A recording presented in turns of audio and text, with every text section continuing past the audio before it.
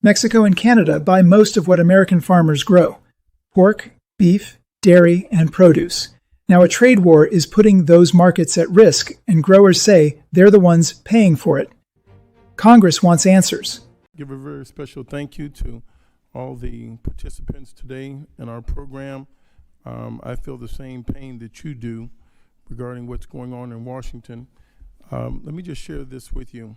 There are times in the moment in the life of a nation when the debate before us appears to be about economics, but I would say what's missing so far in this discussion is about the character of the nation. This is one of those moments.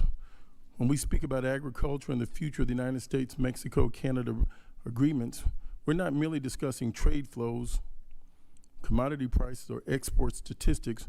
We're discussing whether America intends to keep faith with the people that feed her. We're discussing whether a farmer's labor will be honored or sacrificed to political theater. We're discussing whether economic policy will be guided by wisdom or impulse. For generations, American farmers have done what America has always asked them to do. They planted in uncertainty, they borrowed against hope, they endured droughts, floods, and market swings. They all understand.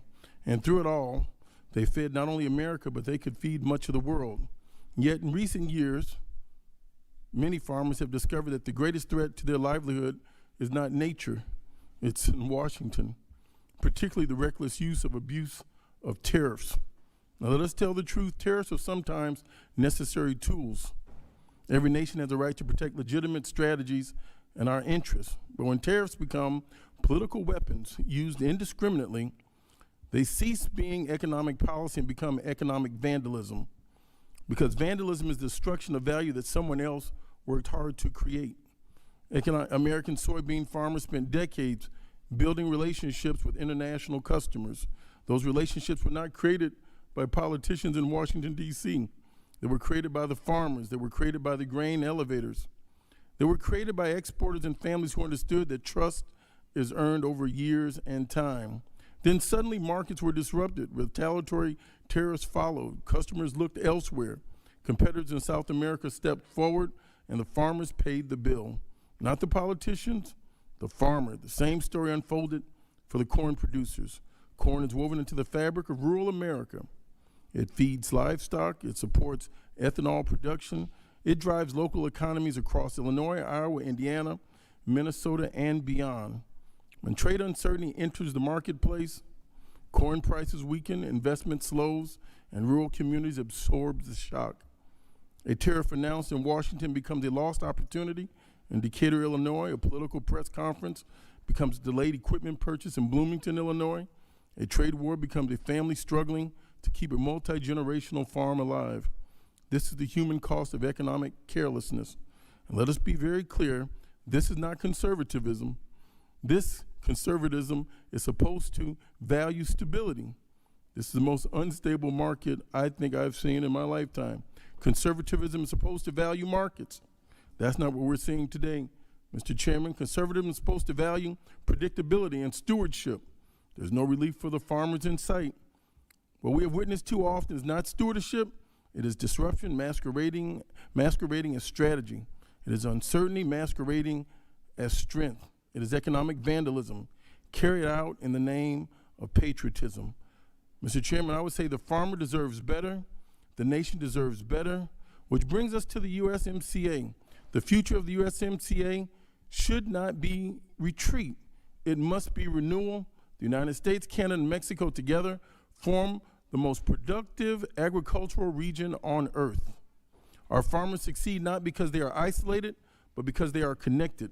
Connected to market, connected to transportation networks, connected to customers, connected to one another. The answer is not to weaken the United States MCA. The answer is to strengthen it. We should modernize agricultural trade rules. We should expand market access. We should reduce unnecessary barriers.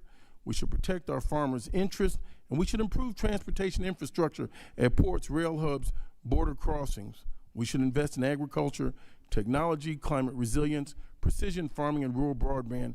And perhaps most importantly, we should provide certainty, because capital flees uncertainty investment fears uncertainty, and farmers cannot plan their future around political improvisation. America's farmer among the most productive people on earth. Their success should not depend upon guessing what policy may emerge from Washington tomorrow. The purpose of government is not to create chaos. I yield back. Very much. I appreciate all of you being here today and your testimony and taking questions. My first question is to Mr. Harrington. If you could just briefly characterize, has USMCA been great for our exports and great for our economy? Absolutely, Congressman. We've seen, I think, a 25% growth in exports over the last of the 6 years that USMCA has been in effect. So it's very important for us, in my view, to get it renewed. The president has negotiated, quote, from his feedback, about 19 agreements, but they're more verbal. I think it's important that he get this on paper. We get agreements, get them approved through Congress so that we can start leveraging these agreements, because I don't see enhancements right now in our exports, whether it's corn, soybeans, beef, pork. But we haven't seen any uptick in our exports on these verbal agreements that the president has had during these tariff negotiations. Have you seen any impact? The reciprocal agreements, sir? Right. The reciprocal agreements, I think, I would characterize them as kind of too early to tell. Most of them are, a month or two old, a little bit more. So we need to get these on paper and get them to Congress and formalize them, because it doesn't do any good when the next president comes in and they get ripped up. So we got to turn this into action, in my view. Mr. Light, if I may, you were talking a little bit about dairy and some of the issues there in the USMCA. Tell me if I'm wrong or if I got this right. I understand that the USMCA has provisions that allows Canada to have some protectionist measures on dairy, and in turn they gave us some on wood. Is that true? I guess as it relates to the impact on wood, I'm not aware of that. But in terms of what we were able to access, yes, we were given the ability to fulfill some quota limits. However, it's just they have not been fully used to this point. And we look for ways to be able to more fully fill those quota and be able to provide the consumers in that country American dairy products that can fill their needs. I'm of the view that we got to renegotiate this part of the USMCA, but I don't really blame Canada for what they're doing, because it's written into the current agreement, just as it is for us on wood. Though I think this is an area that we can make better with a 5-year extension. Back to Mr. Harrington, if I may. I have a lot of businesses in Omaha that I work with that represent Omaha, and they're telling me some of the anger that they're hearing from Canadian counterparts in response to some of the president's comments about the 51st state. I think our tourism's down in half. They're canceling contracts. What are you seeing at the chamber right now with our economic relationship with Canada? It's been strained. It's, I think you characterize the impact on brand USA in Canada very correctly in saying it's been a very challenging set of circumstances for our brands there, our companies operating in Canada. Also, in some of your districts here, I'm sure you see Convention and Visitors Bureau numbers down from Canadian travelers. The numbers are down. So this is something that we are very focused on and trying to get this review completed and the negotiations completed, because Brand USA is. Gentleman yields back. The chair now recognizes the gentle lady from. Thank you, Mr. Chairman. What an opportune time it is to have this hearing, especially during National Dairy Month. I think the USMCA has been a great opportunity for not only our dairy farmers, but also the producers in northeastern Wisconsin and, of course, across our great country. It has allowed our market in Mexico to continue to grow and easily cement ourselves as their biggest market. However, Canada continues to undercut the Wisconsin dairy industry. They have utterly failed to implement what they said. And the review process during that, it is of the utmost importance that that's addressed. This is why I led a letter to Ambassador Greer last December with 73 of my colleagues. It was a bipartisan letter, 20 of which are on this great committee, including you, Mr. Chairman, asking the administration to prioritize this exact issue with Canada. I thank all my colleagues who signed on to that letter for doing so, and I would like to submit it for the record here today. Additionally, last month, I hosted a roundtable with farmers and cheesemakers in my district on this exact topic. I want to thank today's witnesses to allow all of us to hear more about the deal's impacts and what else we in Congress can do to ensure that Canada and Mexico follow through on their commitments to provide more certainty for our producers. I'll start with you, Mr. Lichty. I might end with you. We're going to talk dairy. I was proud to co-lead the bipartisan letter that was signed by 74 members of Congress to Ambassador Greer last December, urging the administration to address Canada in the joint review. Wisconsin's home to world-class cheesemakers who depend on fair market conditions both home and abroad. Your testimony shows that the industrial cheese quota Canada committed to under the USMCA saw only 64% utilization. That's over 5 years, correct? So, which obviously is undercutting our cheesemakers' access to the market. So my question is, what does it mean for cheesemakers' ability to compete if these issues go unresolved through a joint review? Yes, thank you, Congressman. And first off, I agree with you. June is a great month, so I appreciate your comment there. As it relates to specifically cheese and the cheesemakers from the United States, we were given the opportunity to fill a certain volume of quota, and we've not been able to do so, as you referenced. I think continuing to find ways to either enforce better use of these would be great, or to even open up the access to retailers, food service providers, or the like, beyond just industrial ingredient manufacturers, are ways for us to be able to, again, use what we were able to get and allow the Canadian companies to live up to the commitments made. How can we hold Canada's feet to the fire better during this review, specifically? Yeah, so I would say being able to provide greater, steeper penalties for those that would unuse the quota, the unfilled quota would be one avenue to use. Let's talk about Mexico. I think there's a lot of wins there. Can you share any success stories with either DFA or specific farmers, would be great, that they've had with Mexico over the last 6 years with the implementation of the USMCA, which has been a big win. Can you tie any of those, like I said, back to farmers? Yeah, so $2.5 billion worth of exports have gone to the Mexican marketplace. It is the largest export market for U.S. dairy, so it does have a very direct impact on the milk check that dairy farmers receive each and every month. And I would say it's not just one state, it's many states around this country that have benefited from our exports into the Mexican market. So clearly we've talked about some great wins with Mexico. Dairy farmers still have concerns. What can we do here in Congress to address, what concerns are those, and what can we do here in Congress to address those concerns? We need to preserve the market access that we were able to get through NAFTA originally, and then double down from a USMCA standpoint. I think over the last few years, we've seen some movements by the European Union to bring in some restrictive types of policies, including common cheese names.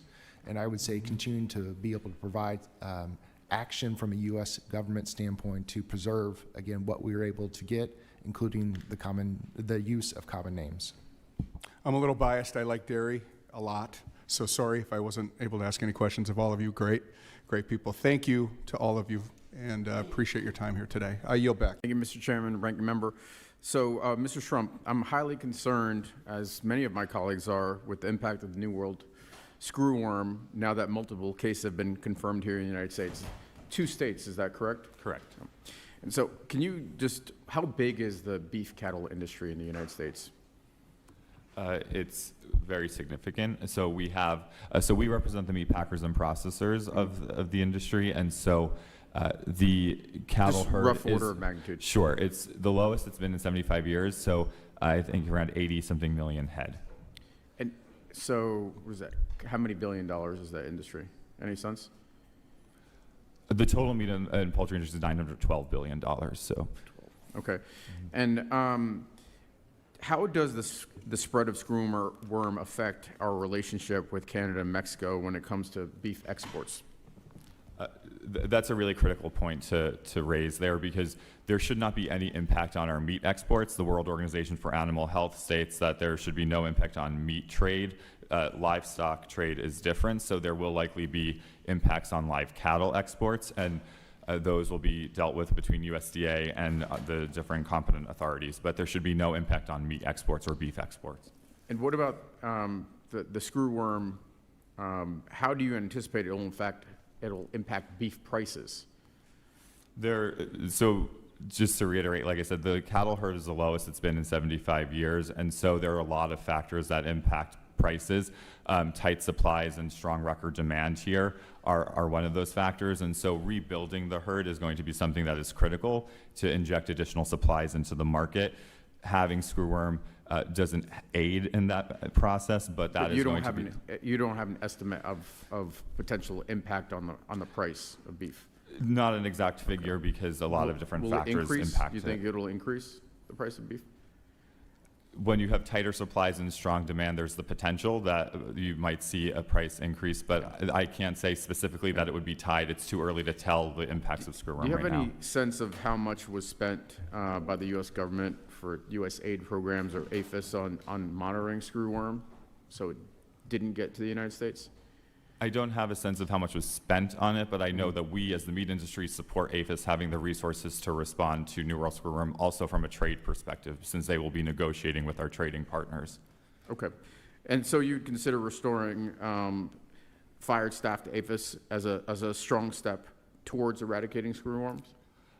The meat industry supports fully funding USDA and all of the important critical functions, including veterinary services, inspection services, and the like. And what can Congress do to ensure that the screwworm outbreak can be resolved as quickly as possible? I'm sorry, did you say Congress, sir? I didn't. Congress. Congress. I think working closely with USDA and ensuring that they have the resources necessary to be able to address this concern would be wonderful for the industry.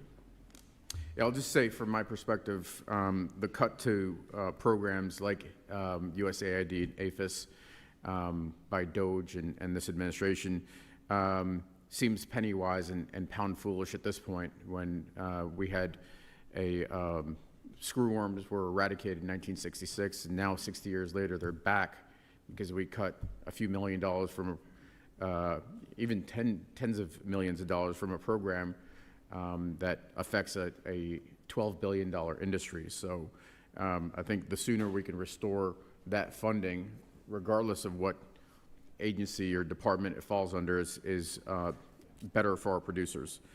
And with that, I yield back. As negotiations are going on, as we speak with USMCA, as I say all the time, food is a national security issue. And I think California certainly proves it. As a third-generation farmer, clearly I know firsthand the challenges that we face. We're the largest agricultural state in the nation.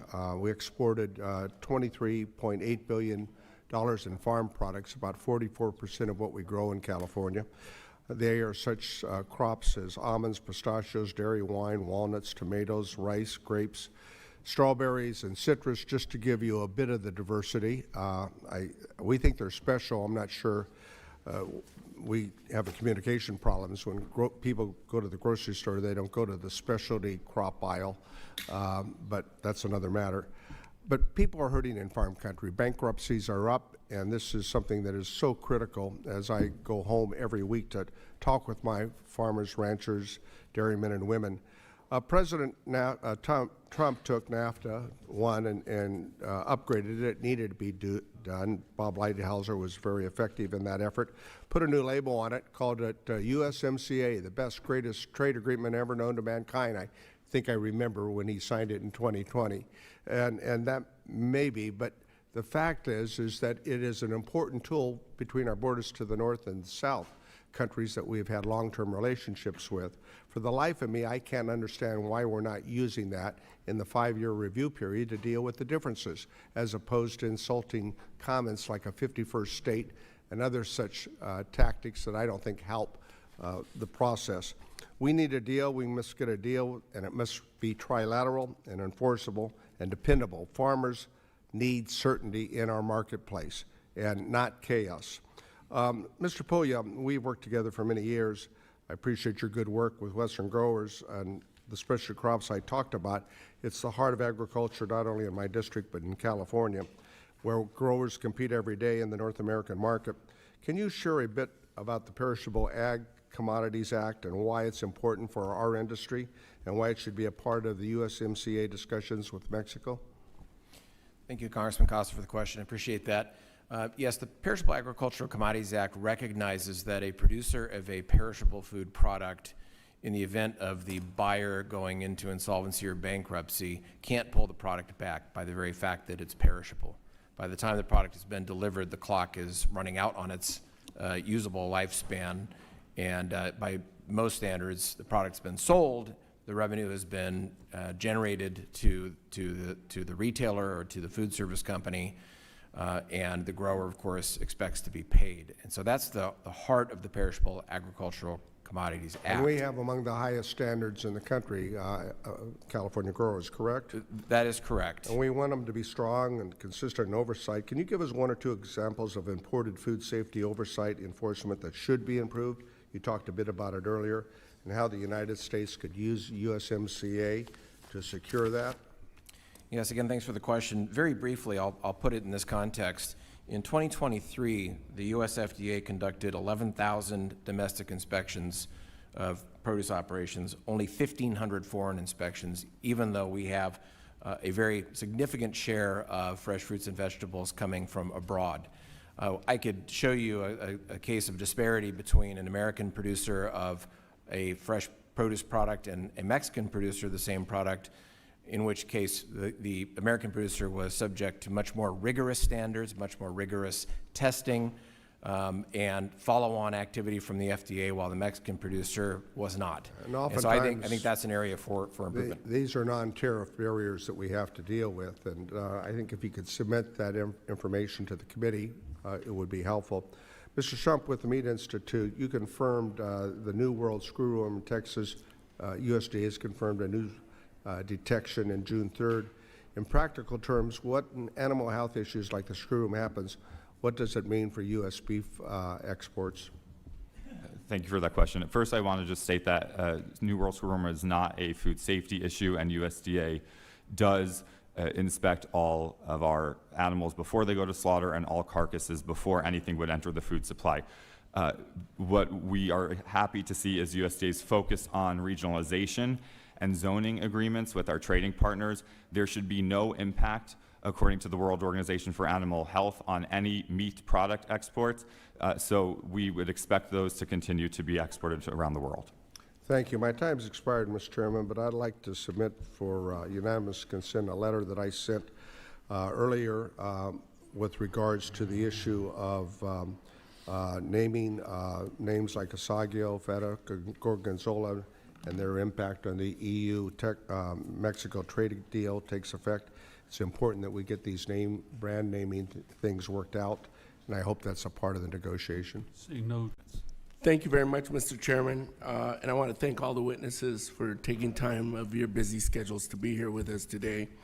Mr. Puglia, it is good to see you again. As you know very well, specialty crops account for a significant portion of agriculture grown in my district on the Central Coast, which is also known as Paradise on Earth. Specialty crops, just like other ag sectors, depend and thrive on healthy export markets. Strong and predictable trade relationships provide the certainty growers need to make long-term investments and support jobs throughout the agriculture supply chain. However, since Trump got back into office 2.0, our export market and trade relationships with our neighbors have looked anything but healthy or predictable.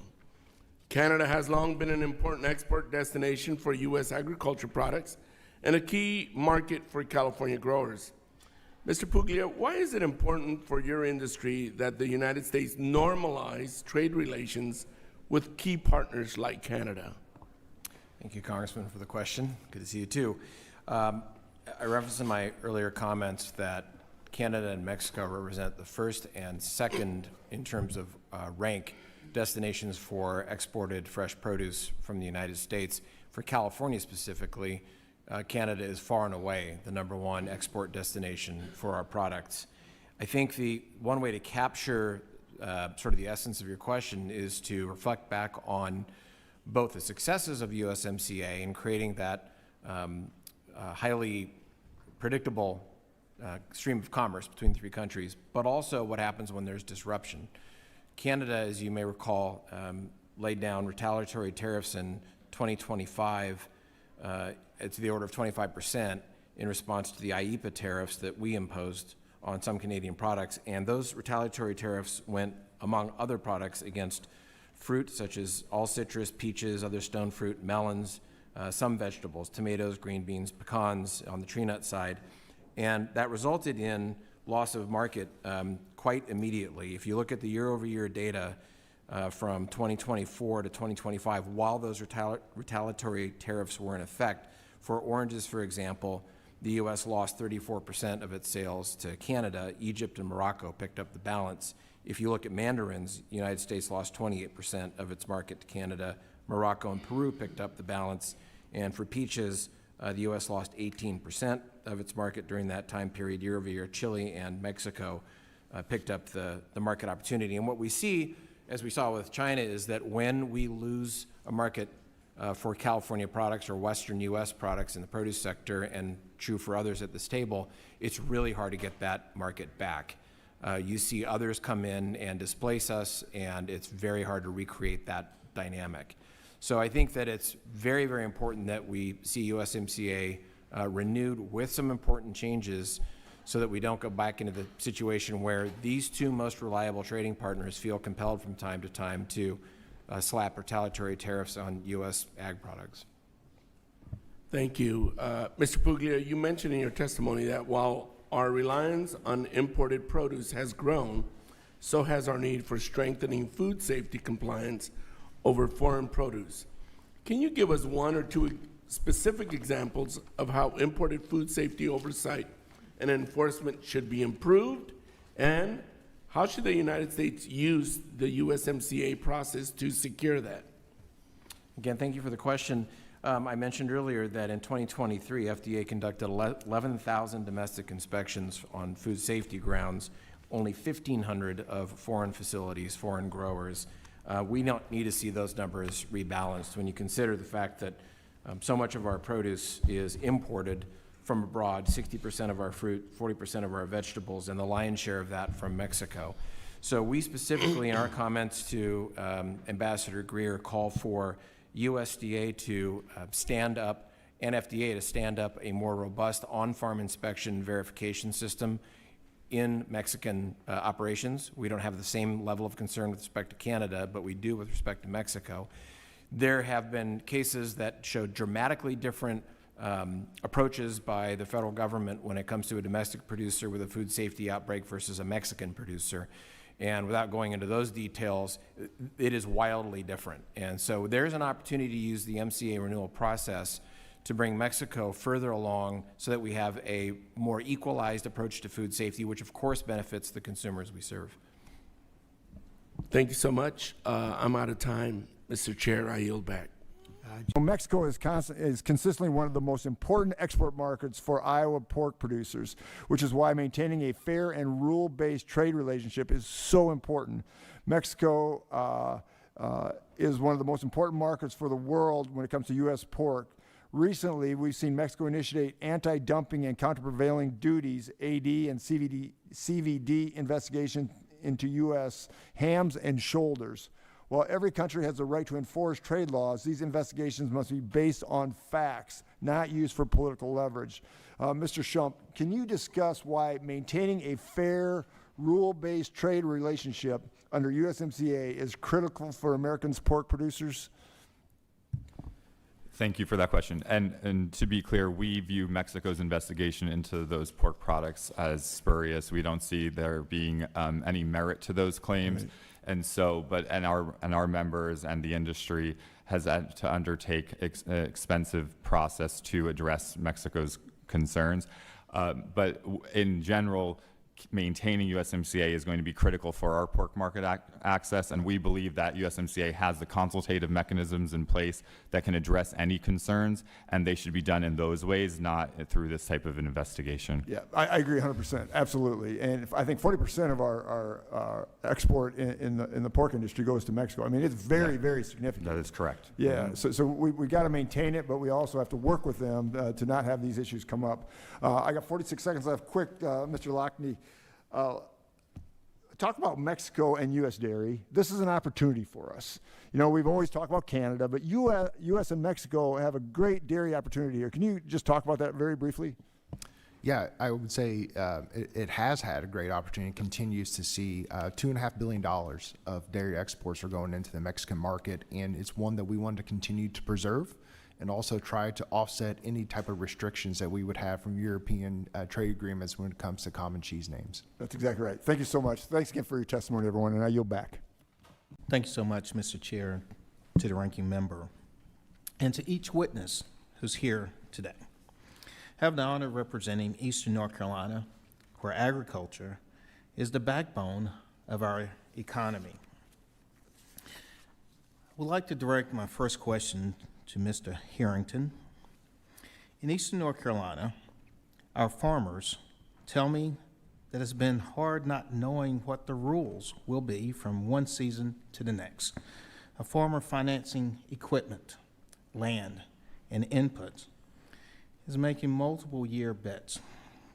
If this joint review ends in anything short of a clean, long-term renewal, such as non-binding bilateral side deals, what does that do to the ability of farmers and agribusinesses to plan, borrow, and invest? Thank you so much for the question, Congressman. You're really speaking to, I think, one of the critical themes we're focused on today, which is certainty. Your farmers, your growers in Eastern North Carolina need that certainty. This is a certainty that USMCA certainly has supplied, and the certainty that 30 years of duty-free trade in North America has supplied. They've been able to rely on that. They've been able to invest in that. And they've been able to produce goods at a very competitive scale and cost for consumers nationwide. So that is absolutely, we want to see unequivocally 16 more years of USMCA renewed so that exactly your constituents, your agriculture and food producers in Eastern North Carolina can ensure that they have that certainty to be able to continue to invest. Thank you. Mr. Shump, North Carolina is the second largest hog producing state in the country, and a huge share of those hogs are raised in and around my district. Mexico is the #1 market for U.S. pork, over $2.9 billion this past year. Walk me through, if you would, what happens to hog producers and processing jobs in a state like mine if USMCA lapses or Mexico retaliates? How quickly would competitors like the EU, which already has agreements with Mexico and Canada, backfill our share? Yeah, thank you for that question. It would have a devastating impact. So as you said, Mexico is our top market for pork exports, and that's not just those high-value muscle cuts that we send, but it's the variety meat products. And given how China has been acting over the last several years as well, they're not the good faith trading partner that Mexico is often. And so that is a key market for a lot of those products that don't have strong consumer demand here, but they find strong consumer demand and prices in Mexico. That then returns revenue back to hog farmers and to the entire pork industry. And so that's why maintaining it is critical. To your point, if we don't, the EU and other countries that have agreements with Mexico will take our market share that we have earned, that our farmers and ranchers have earned over decades. Mr. Puglia, produce grown in Mexico continues to impact U.S. fruit and vegetable growers because of a cost of production gap. Our farmers cannot close. Our growers meet some of the strictest food safety, labor, and environmental standards in the world. Food safety should be a paramount consideration with our trading partners. In this review, how do we ensure imported produce is held to the same food safety and inspection standards American growers must meet, so the playing field isn't tilted against the people that's just trying to do it right? Thank you, Congressman. I appreciate that question. The FDA has increased its oversight and regulation in the fresh produce industry domestically. They've not had the same level of increased activity with respect to foreign producers. We have examples of foreign producers of a fresh produce commodity where an outbreak was traced back, and to be candid, very little was done to restrict ongoing operations from that producer and continue to ship product into the United States. Similar producer, same product in the United States, outbreak traced back, and they've gone through enormous FDA oversight, auditing, testing, change practices. In this specific case, I'm thinking of loss of market that has been permanent. When we have a foodborne illness outbreak in the produce industry, for example, well, I'm not going to name a commodity, but for any of our crops, that tanks consumer demand for a period of time, no matter where it came from and no matter who produced it. And so an American grower of any fresh produce product is going to suffer economically when a bad actor on either side of the border fails to perform to the food safety standards that we expect in the United States. So we would hope that the administration and Congress would put a thumb on this issue in renewal of the USMCA to require Mexico to perform to a higher level with US FDA's oversight, including in-field inspections in Mexico. Thank you. Now yield back. And I too, as Mr. Costa mentioned, the non-tariff trade barriers, are very concerned about the non-tariff trade barriers that continue to create challenges for us. But Mr. Puglia, recently a bipartisan group of 78 members joined me in sending a letter to Ambassador Greer discussing the challenges for U.S. specialty crops that are harmed by the dumping of Mexican produce into the United States. Just making him aware of the challenges as we go forward with USMCA negotiations. Members from all over the country signed this, including members from your state. What suggestions do you have and that can help our specialty crop growers that are negatively impacted by Mexican imports? And again, we're for trade. We're for competitive and balanced trade, but it is the dumping of product into our country, specifically at harvest time, that is so challenging in my area. Thank you, Mr. Scott. I appreciate that question. I would just start by saying that I'm a little envious of some of my colleagues here who represent a single agricultural product. I have 300 plus different agricultural products that fit within the specialty crop category. And I say that because I have to be fair to my colleagues in the specialty crop industry who are not at the table. We are not of one mind on your question, sir, and I think you know that. That's correct. But I think this goes to the point that it's a matter of fact-specific situational circumstances.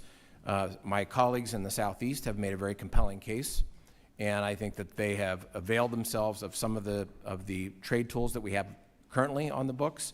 I would point, for example, to the tomato suspension agreement, which was a quasi-adjudicatory process that found Mexico to be dumping illegally product in the United States. And as you know, that suspension agreement— Can you say that again? They found Mexico to be dumping illegally into the United States? Sure, it was recorded. And as you know, the suspension agreement has been terminated, and there's now a 17% tariff as a result on Mexican tomatoes into the United States. And so I think as we look at 300 plus different crops, many of which are going across the border both ways. That's with right. Value add process along the way, I think you have to look at each case in a very specific way, and I think there are regional implications that vary across the country. Trade is important, and it needs to be competitive and balanced. It is different by region, and it's different by the size of grower as well. Western growers have many that grow on both sides of the border, and Mexico is a country that is our neighbor, and we need those good trade. Thank you, Mr. Chairman, and thanks to all of you on the panel for being here today and for your perseverance, as there are a lot of committee meetings going on, and I know there have been a whole lot of ins and outs. I had the privilege of reading your testimonies coming into this today, and since the USMCA took effect in 2020, it has helped provide stability and predictability for the America's hardworking farmers and ranchers. And while this agreement's been a significant benefit to U.S. agriculture, we all know that there's still opportunities to strengthen it and ensure American producers continue to realize the full benefits. So, Mr. Shump, I did notice in your testimony you mentioned that the USMCA preserves preferential access to the Canadian and Mexican markets for U.S. meat, poultry, and livestock products. And I want to kind of build on that point for a moment, considering in my home state of North Carolina, it's one of the largest turkey-producing states in the country. One concern that I hear from industry leaders is regarding market access for the U.S. turkey exports to Canada. Many turkey producers across the country are eager to see additional export opportunities to the Canadian market. So as the USMCA review process moves forward, what are some specific changes you believe could be made to better support the American turkey producers and expand export opportunities to Canada? I appreciate that question. So our focus has been on the broader meat industry, and so we have not called for major changes to the agreement because we view USMCA as it is, with its strong SPS and technical barriers to trade provisions and the duty-free trade for most of our meat and livestock products, as key to preserving. So the only additional change we are calling for on the meat industry side is to really see Canada and Mexico allow trade in products that bear common meat names like salami, bologna, prosciutto, et cetera, so that the EU and other countries do not take our market share for that. So we're not calling for much broader changes beyond the current existing agreement. Well, in your expertise, how would greater access to the Canadian market benefit the U.S. turkey producers and bring certainty to their operations? We view Canada and Mexico as, again, our most reliable trading partners, and that trade does provide certainty. So any additional certainty that could be provided to these producers and additional elements that would provide more fair and balanced trade would be something that we would expect to see then additional market share them be able to take additional market share if that's given to them in the agreement. Okay.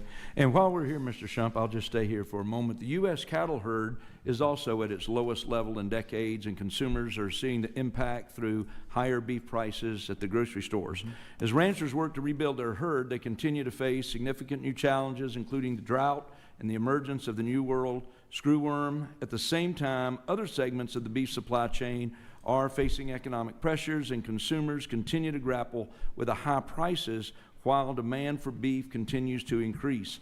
How can we leverage the USMCA to address concerns about affordability for consumers while also supporting the efforts to rebuild the domestic cattle herd? That's an excellent question. So first and foremost, we need to preserve USMCA, because if we were to walk away from it, that would certainly have impacts on prices. You know, the duty-free, zero-tariff trade allows this integrated market to flourish and products move across the market multiple times. That helps to reduce costs for businesses and ultimately to consumers. And so we would support maintaining that access for everyone on the meat and poultry side as well as on the livestock side. Great, thank you. And I too want to thank our witnesses for being here today. The USMCA expanded market access for U.S. agriculture, including for products and animal byproducts that do not hold the same level of demand in domestic markets. Mr. Harrington, to what extent do these export opportunities contribute to profitability and efficiency for producers and ag businesses, and what would the economic consequences be if these markets were reduced or lost? Thank you very much, Congressman. In a word, if we lost these benefits, it would be devastating to American agriculture and specifically the producers, processors, growers, and farmers. Starting with the fact that more than a third of U.S. agricultural exports go to Canada and Mexico. Beyond that, what we've seen, what duty-free trade and the certainty of the agreement have provided are these incredibly integrated supply chains that are producing opportunities for producers and growers and farmers and processors in this country based on intercompany trade from Canada, complementary trade from Mexico. These create, and we have a lot of partners, especially in the American Southwest, which will talk about the jobs that these create in the U.S. That complementary trade with Mexico creates tens of thousands of jobs. Same thing on Canada because of the degree of intercompany trade being so strong and those supply chains being so strong. So Absolutely. I mean, your question goes right to the fundamental importance of preserving this agreement, because it would be very damaging if it were to go away. Mr. Shump, do you want to touch on that from the livestock perspective, selling those pieces and parts and interesting things? Yeah, absolutely. Thank you for that question, Congressman. So, as I mentioned in my opening testimony, trade with Canada and Mexico returned at $91 per head for cattle producers and $28 for our pork producers. So maintaining that trade is critical from that perspective. But we also export to Canada and Mexico high value cuts, and as well as processed products in terms of our pork industry to Canada, and variety meats to Mexico that don't often find demand in other markets. And all of that maximizes carcass value for our producers. The one other thing I wanted to mention on this is there's the unintended consequence of leaving USMCA is that Canada and Mexico might then look to other trading partners and increase their own processing capacity that would hurt and harm our producers, workers, as well as consumers in the long run. In my part of Oklahoma, the cattle industry is playing a key role in offsetting poor commodity prices and helping many of my constituents remain operational.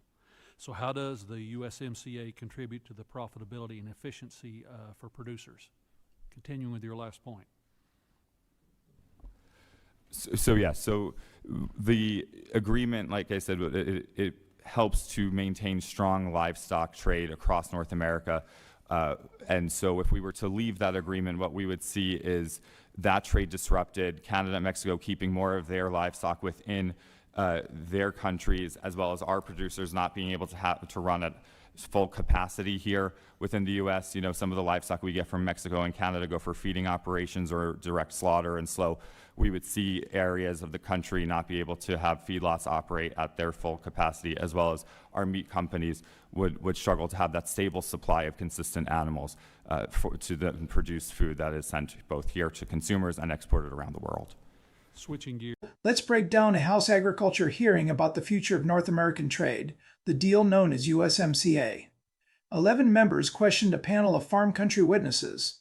The through line from both parties was simple. Farmers are caught in the middle of a trade fight, and they need certainty before it costs them their markets. Here's the backdrop. In July of 2026, the United States, Mexico, and Canada begin the first formal review of USMCA since it replaced NAFTA. The U.S. has signaled it won't renew the deal as is.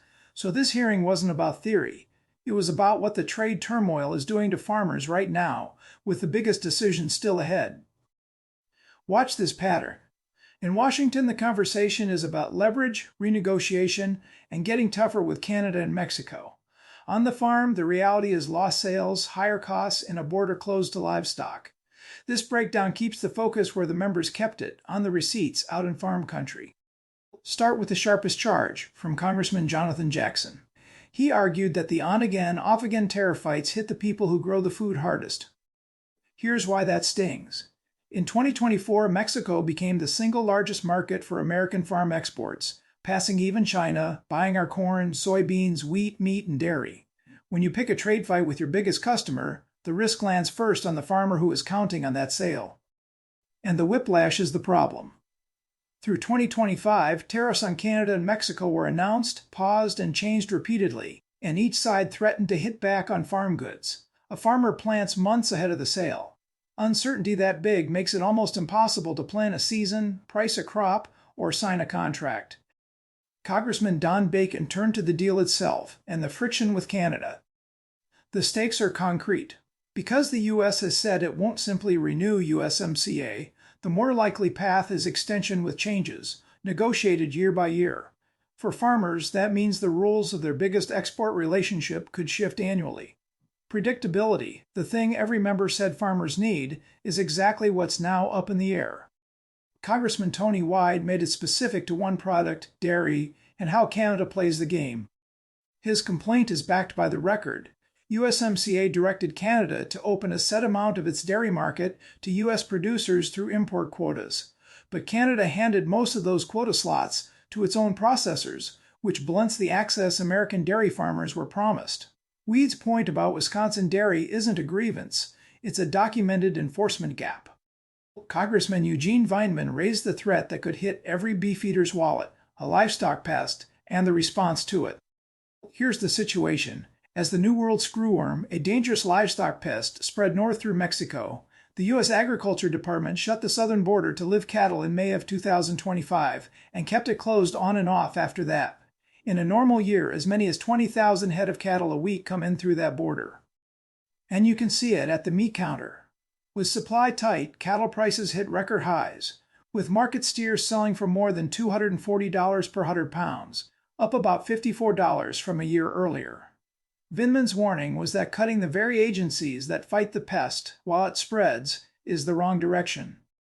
So this one is straightforward. A pest is moving north, the border to cattle is closed, beef prices are at records, and the response includes trimming the inspection agencies that hold the line.